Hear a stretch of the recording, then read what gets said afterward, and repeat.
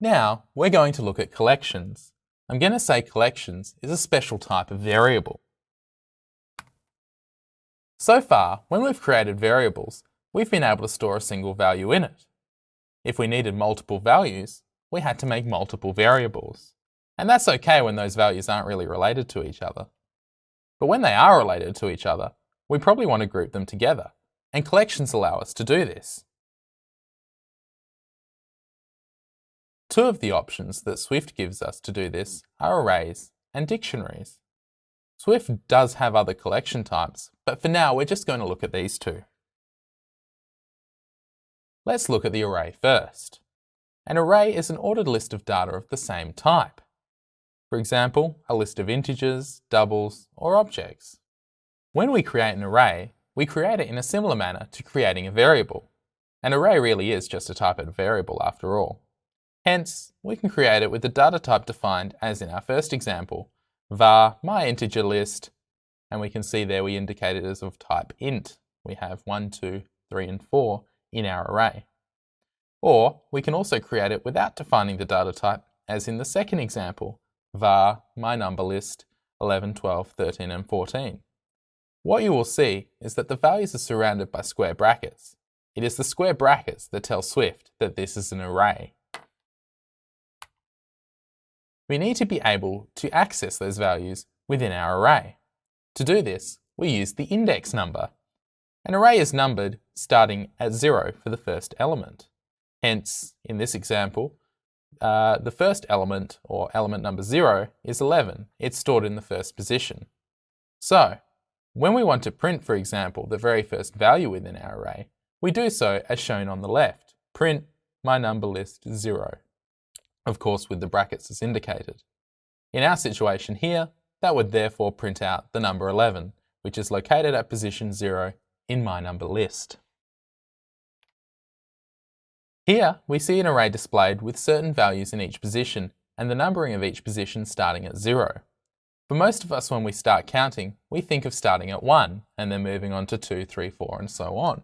However, in Swift and with many other programming languages, when we start counting, we must always start from 0.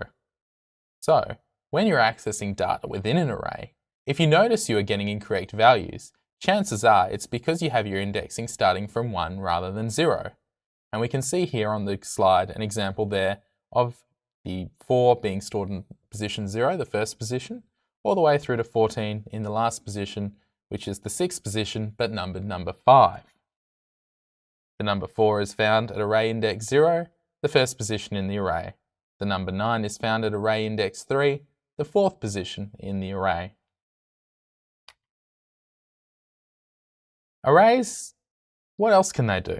Well, they are an amazing type of collection that helps us greatly in our programs and apps.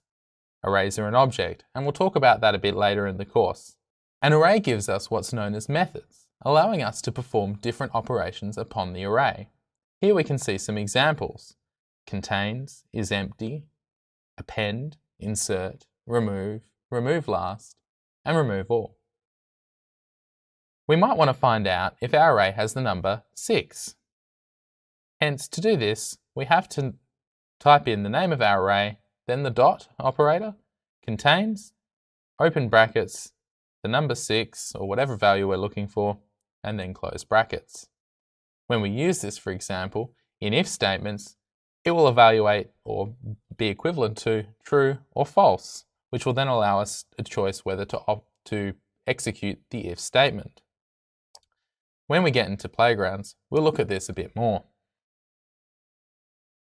The other type of collection we're going to look at is called a dictionary. The dictionary, as we know it, contains a word and then a meaning or a definition.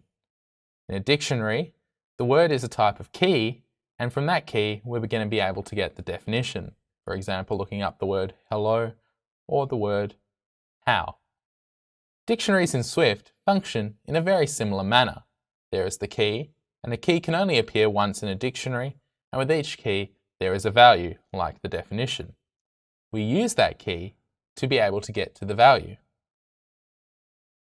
In Swift, we need to understand that dictionaries are not ordered. Whereas we think a dictionary is ordered, the collection type dictionary in Swift is unordered. In the example on the slide here, we have created a dictionary, and within our dictionary, we have 2 entries. The key to the first entry is David, and it has a value of 28. The next key is Tristan, and that has a value of 23. We now want to have a look at how we can access those values within the dictionary. Within Swift, we need to be careful and that if there is a key in our dictionary or not. So, we use the construction if-let. Here in the code example, what we're saying is if within the dictionary name age, if a key David exists, we then assign that value to the variable David age. We then print it within that if statement. This is because Swift is a safe and secure language. It helps us not do things that could be dangerous and cause our programs to crash. So we've seen how we access values within our dictionary, but what if we want to change those values?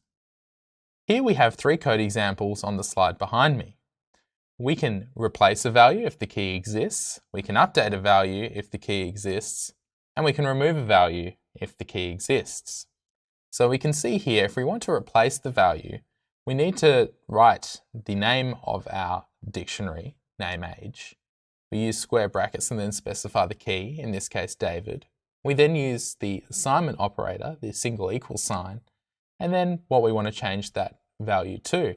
So in this case, we've written 44. So very quickly, David has changed from being 28 to 44, as he tells me a bit closer to reality. If we want to update the value for the key if it exists, we can use this update value, which is very similar to doing the replacement above. It's just really another way to do it. So we can use the name of the dictionary, name age, the dot operator, and then update value to call what is a method called update value. Now, to use that method called update value, we need to specify first, between regular brackets, what we want to change the value to. So in this case, David's lost a few years and is now 26. We then need to mention, after typing in a comma, the key we wish to change. Now before we write that key, we need to write the term for key and a colon to say this is the name of the key. Effectively, this allows Swift to know that we're talking about the key and previously we were talking about the value. If we want to completely remove a value for a specific key, it's a very similar syntax, except instead of update value, we say remove value, and we only need to specify what that key is. Of course, we don't really care about the value if we're removing it. What we've covered in the collection section is both arrays and dictionaries. We've talked about how we can access values in arrays and how we can access and change values in dictionaries. And we've also talked about the differences between the two.